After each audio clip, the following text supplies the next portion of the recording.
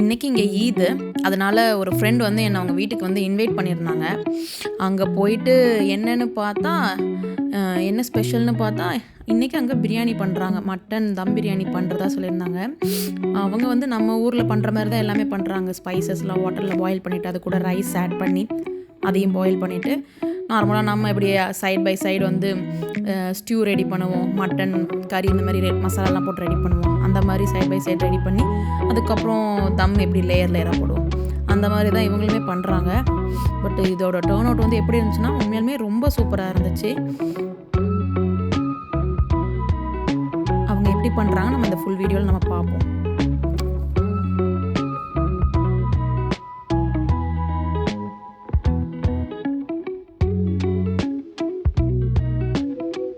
இங்கே நீங்கள் கானாவில் பார்த்தீங்கன்னா நாங்கள் ஈத் வந்து முன்னாடியே செலிப்ரேட் பண்ணிடுவோம். வெட்னஸ்டேவே. நம்ம ஊர்லலாம் பார்த்தீங்கன்னா தேர்ஸ்டே தான் ஈத் வந்து நம்ம செலிப்ரேட் பண்ணுவோம். இங்கே வந்து எங்களுக்கு எப்பயுமே செலிப்ரேஷன் வந்து 1 டேக்கு பிஃபோராகவே வந்துடும். நமக்கு